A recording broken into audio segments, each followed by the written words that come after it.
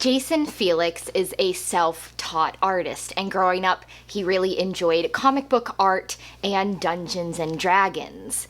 But before creating the covers for the Star Wars Legacy of the Force series, he mostly worked in artwork and character development for video games. His covers for Legacy of the Force all feature a specific character on each book, and they're done in digital art. So it's not traditional painting like what Drew Struzan did on the cover of the Bantamara novels, but things 100% drawn digitally.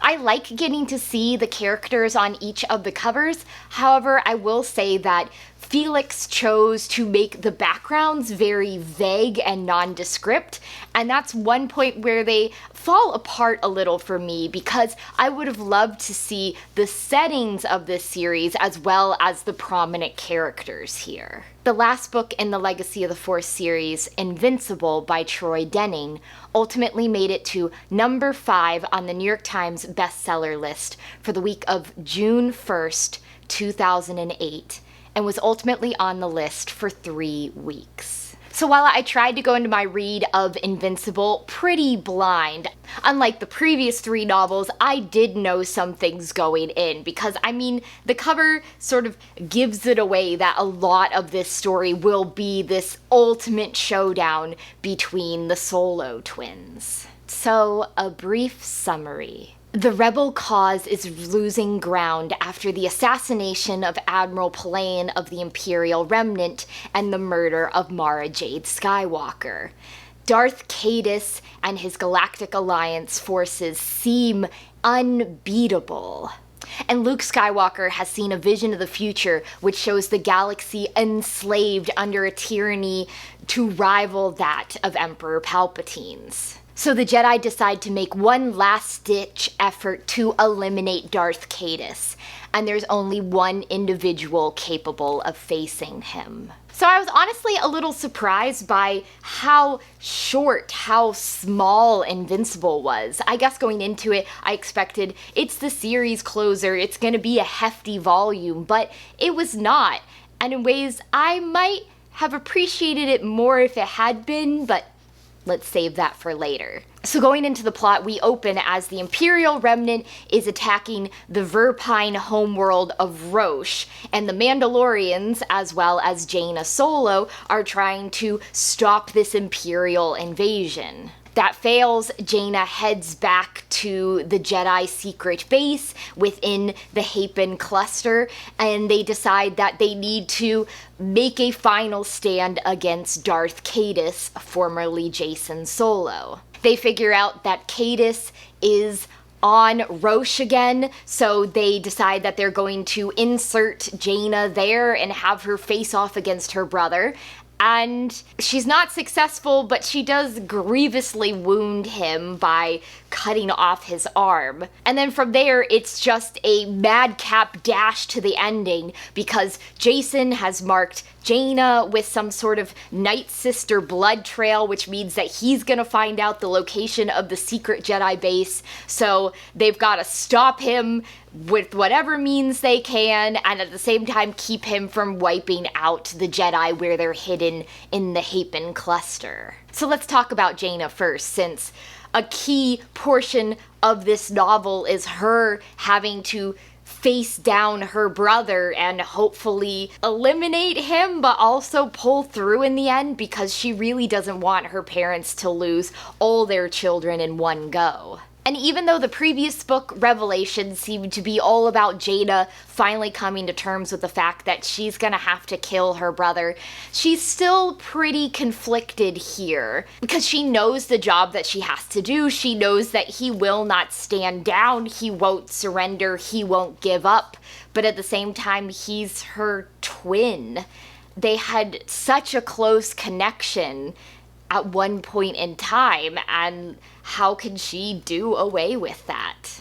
And after training with the Mandalorians for an entire book, while she doesn't have a close connection with them, I feel like she has enough camaraderie with them at this point that when they pop up in the wrong place at the wrong time, she is worried about them, because she doesn't want them in the end to be collateral damage for her fight. You really get the sense in Invincible that Jaina is outmatched by Jacen, that he just has force skills that she doesn't have, but that hopefully her fighting prowess and her ability to learn new ways of fighting will help her triumph in the end, because I mean, just like size differential, she's operating at a disadvantage here. She's able to wound Jacen the first time they face off, because part of the reason is Luke is using the Force to focus Jacen's attention on him, so he doesn't even realize that Jaina's in the room, that Jaina's fighting with him. And the second time around, he is somewhat distracted by events that's going on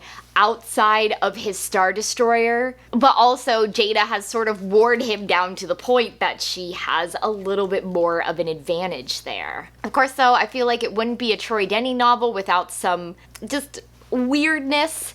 So we have very strange learning afterwards that when concussed Jaina was picked up by the Millennium Falcon and taken back to the Jedi base, that apparently she propositioned both Jag and Zekk for a threesome, and I was like, did that need to be here? That did not need to be here. I'm just saying. And it seems that spending time with the Mandalorians means that her close Force connection with Zekk that formed when they were joiners has finally faded away, which is probably for the best, because that just felt unfair to Zekk when Jaina was like not interested in him in any way. Speaking of Zekk, he presumably is going to get paired off with a Hapen relative of Tenel Ka. Felt very much like sequel bait. And then at the same time, while he and Jaina are working to draw Cadis's forces away from the fake Jedi base to an ambush, and, you know, their ship's hit by the Super Star Destroyer, basically he ends up missing in action. Jaina doesn't feel him die, but we don't know where he is. And again, along with that flirtiness with the Hapen cousin, it feels like more sequel bait. Jag is here helping the good fight, you know, being there with Leia and Han while they do everything. And in the end, with the death of Admiral Pelayan, he's now put in Pelayan's position in the Imperial Remnant. Luke puts his name forward, and the Moffs are cool with it, and Jag accepts. And I was a little like, I'm not sure that's a responsibility that I would like. And also to go from a 92-year-old man with all that experience and weight behind him to Jag, which I like Jag, but no offense, sometimes Jag is just like a non-character. I'll see how that turns out.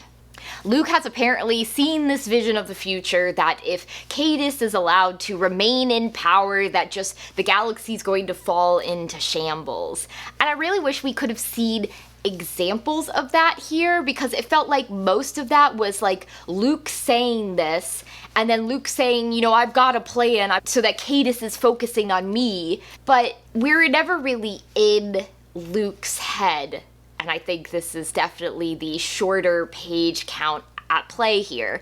And I really would have liked to see, like, what's going through Luke's head. Like, what are these visions he's had? We get the gist of, like, how he's getting Cadis to focus his attention on him, that he's always, like, projecting himself at the front of Cadis's mind. But, like, I would have loved to see some of that in action. Because Luke's making decisions, Luke's doing things, but it's definitely us seeing Luke through other people's eyes. And Luke's doing some pretty manipulative things, I felt. He sends Jaina and Ben and Leia to Coruscant to get information about what's going on with Cadis, and he knows that Ben's going to be captured, but it's something he has to do because otherwise Cadis would be too suspicious. And I was like, you're willing for your 14-year-old son to be captured? Like, it turned out okay in the end, but it very easily could not have. And he, like, almost lures the Mandalorians into a trap that when they're attacking Roche, the Mandalorians obviously show up, and then he's like, all right, well, you can come in. And then a lot of the Mandalorian ships are pounded by mines, and it just felt like, More trickery than I expected from Luke Skywalker. Ben is a good boy. Ben is doing a good job. At times I would argue that Ben feels much more mature than 14, which probably Denning would argue is the point, that he has lived through so much, he's gone through so many experiences, that he's wise beyond his years at this point. But there were times where I sort of questioned, like, am I really reading about a 14-year-old here? And Ben is worried about the people around him. When he and Captain Shevu of the Galactic Alliance Guard are captured, he's worried for Shevu, but he also knows, like, don't give information away under interrogation. That's the whole point. And chapter 8, in which Ben is being interrogated by Tahiri Veila, I have a number of issues with, but again, I'll save that for a little further on. Leia and Han are trying to do everything to bring this war to an end, and they're trying to do everything to make sure that Jaina makes it out okay, because while they've accepted that Jacen is gone, that the person he is now doesn't seem to be redeemable, cannot be brought back, they want to ensure that at least one of their kids is still alive and kicking. And then again, it wouldn't be a Troy Denning novel without people dressing up like aliens. And so when they're hiding on Coruscant, Jaina and Leia and even Ben are like in disguise. And of course Leia's disguise, everyone thinks she's so attractive, which I don't know. I don't know what it is with Denning and people disguising themselves as aliens and Leia being a sexy one. And then as that final battle unfolds, as Jacen's forces are attacking the Jedi in the Hapen cluster, the Imperial Remnant unleashes this biological weapon meant to wipe out the Hapen royal family. And the book says Tenel Ka has a lot of cousins, so while they aren't able to kill the Queen Mother herself, it does appear that her daughter Alana has died, and Han is broken up about this. This is a grandchild that they just found out about. And to have lost her already, he comes along when they confront the Moffs at the end of the book and threatens them. But I think we know that Han's upset, but Han would never actually shoot the Moffs in the end, and he doesn't. Although honestly, I would not have minded if he did, because screw those Moffs. They're garbage. After the end of Revelation, I wasn't sure how much more of the Mandalorians we are going to see, and we do see some of them here. They're obviously on Roche in the beginning with Jaina, and then they're on Roche again when the Jedi are dropping Jaina into place. And in fact, they're there to kill the Moffs, so Murda's like, we're going along with you to kill the Moffs. But it ends up being a big power play on Jacen's part because he wanted to eliminate the Moffs that he didn't like anyway, and they're pretty much all killed, including this Mandalorian that Jaina was a little flirty with, and I do not remember from the previous book. I don't know who you are, dude. And Murda appears to be dead, but you really should have checked for a pulse. She's not dead. She's captured by Jacen. Jacen tortures her. She has spinal cord damage. They use her DNA to build a biological weapon against the Fett family, and so they're able to get her out in the end. But now Boba Fett and Murda can never go back to Mandalore because there's this nano weapon waiting to kill them on the surface.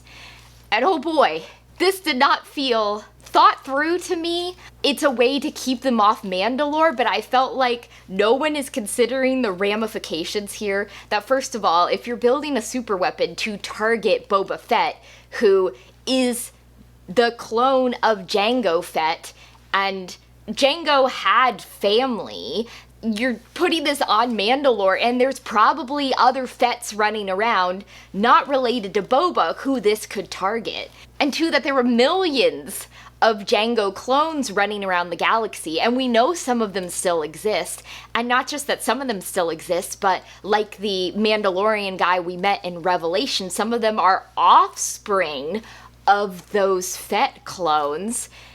And then leaving something on Mandalore and it's just basically like never gonna go away, it's always going to be there. And that sounds to me like it has huge possibilities for mutating and starting to affect other Mandalorians, where I was like, okay, I know the Moffs are supposed to be the bad guys here, but I'm not sure how I feel about the development of this Fett-specific biological weapon, because it just seems like I don't think you can leave that hanging. I have way too many questions here. And then over on the bad guy front, Tahiri Veila is continuing to be just an absolute monster. She has no trouble torturing and assaulting a child. But when she kills Captain Shevu, that is one crack in the facade where she didn't want to go that far and she's upset about it. And then Jacen tells her, oh, well, I took you back to see Anakin, but it didn't change anything. When you flow walk, you can't change anything. And so that was just to manipulate you. And so that's another crack in her trust of Jacen. And I could see that all building to the point where she'd be like, I don't want to work with him anymore. But I don't know. I feel like after what she did, especially after assassinating Pelayan in the previous book, her about face felt a little sudden to me, just because she seemed so like 100% Jacen's minion up until this novel, where all of a sudden she's starting to have issues with what he's doing. So I'm not sure I buy her redemption in the end, which is a pity because I love Tahiri and I never wanted her to be evil, but her turning her back on evil, I was like, I don't buy it. And Jacen's scenes as Cadus are so hard to read. I was thinking about it, and I think one of the things that most upsets me about Jacen being the one to be Darth Vader 2.0, Jacen being the one to fall to the dark side, is that in the New Jedi Order series, it seemed like Jacen had the strongest moral compass of everyone. So to see him so self-deluded, to think that in causing pain and suffering to others that he's doing the right thing, that he's saving the galaxy. And I wish a little bit in Betrayal we had seen that he was having these visions of the future, the galaxy erupting into war. And so that was some of his motivation into following the Sith path, because he wanted to avoid all that. And then to see everything that he tried to stop coming to fruition, and then almost that he sees a vision of Alana in the future, and like that's meant to justify what he's doing. It's like, buddy, like what is this reasoning? Like, this is completely bonkers at this point. I could have done maybe without like so much of the torture, having all these attempted Bothan assassins that are just like have all their limbs cut off, and torturing Myrna, who, you know, Myrna, I'm not crazy about her as a character, but oh, that's some dark stuff. I had hoped a little bit going into Invincible that maybe there would be that like tiny bit of light still left in Jacen, that, you know, maybe like Vader, he could do the right thing at the very end and he wouldn't survive, but at least he would have saved someone. And maybe that was him warning Jaina was meant to be, but like it doesn't feel the same to me at all. Like, he was perfectly fine with the Imperials creating that bioweapon targeted at Fett, but as soon as you target it at his ex and his daughter, like, how dare you? And I think the way he killed Princess Isolder too bothered me a little. Why was Isolder even there other than to help Ben get to the Jedi base? It seemed a little bit flimsy, like, why is he in this place at this time when presumably the Hapen cousins could have taken Ben there? But of course he's captured, and then he realizes that the Moffs want to make a weapon to target Tenel Ka, and so he's like, I'll get Isolder, and Isolder's like, no, you can't use me to make the weapon, I'd rather die, and he just breaks his neck. Oh gosh. We don't see a lot of Isolder past Courtship of Princess Leia, other than, you know, the Young Jedi Knights books. And I always like seeing him, and I really didn't want him to go like that. So, in comparison to Revelation, which took me much longer to read than I expected, I tore through Invincible very quickly. And I think part of that is the very frenetic, fast pace here of we're just basically rocketing towards that final conclusion with Jacen. But I feel like that's also a little bit of an issue here because I found that Invincible didn't wrap up the Legacy of the Force series in the way that I expected. I think it's really hard to measure up to the Unifying Force, the closer out of the New Jedi Order by James Luceno, because that really wrapped everything up. There were a few loose ends left, but most everything was concluded, and I thought concluded pretty well. And here, a lot of things are left open-ended, and I think knowing that there's a series, Fate of the Jedi, that immediately follows afterwards makes sense because, oh boy, do I have some questions here. Besides that whole nano-weapon shenanigans, we never see Dala and Admiral Niathal here. We hear that their fleets are over here, but we don't really see them. And at the very end, we cut into this, news broadcast, and Dala has been elected Chief of State. Dala? Did the galaxy lose its mind in the intervening years?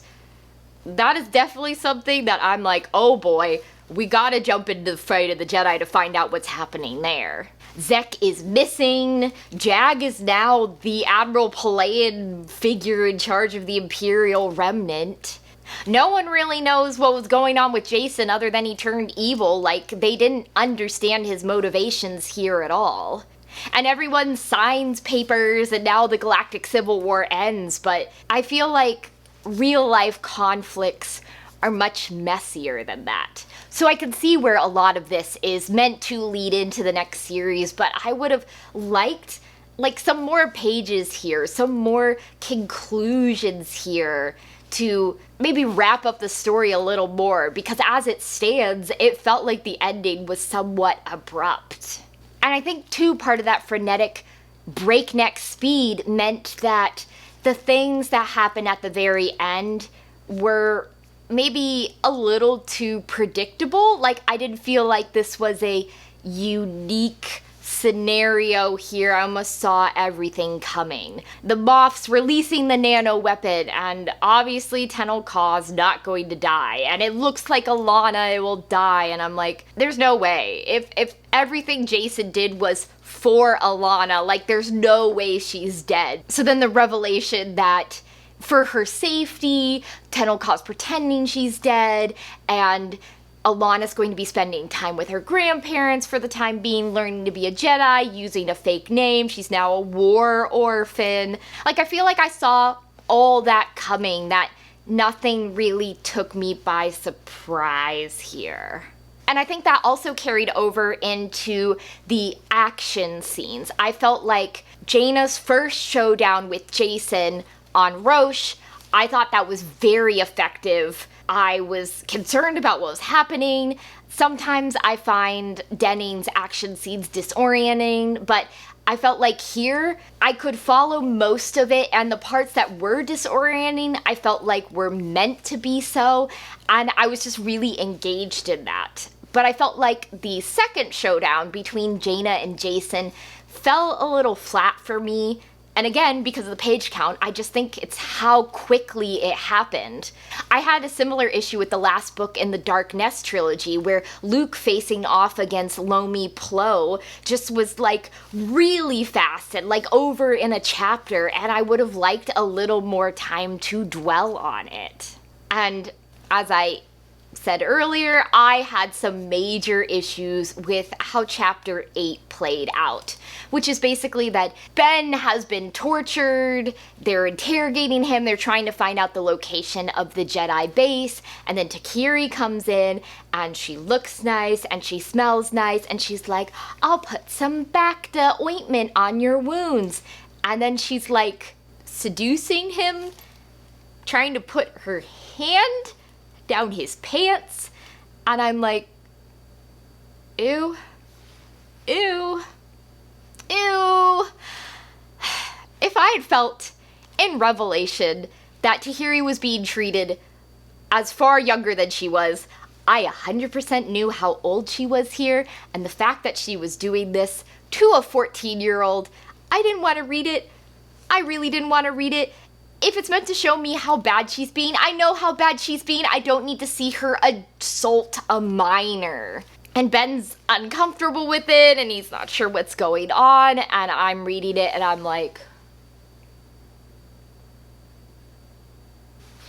I just need to get through chapter 8 to get to the rest of the story. I had been warned that this was coming, not specifically, but that something I would not like was coming, and y'all were darn right. I did not like that at all. I can get that Tahiri has lost her way, that Tahiri is down a dark path. You don't need to have her molesting a teenager for me to get that. So, in short, Invincible is the conclusion of the Legacy of the Force series, and while it did wrap up some things, there are a lot of loose plot threads dangling for the Fate of the Jedi series to pick up next. In fact, I might argue maybe a little too many of those. I was very invested in Jaina's confrontations with her brother, even if I do feel like the second one fell a little flat for me. I'm sorry, the first one was just so good that the second one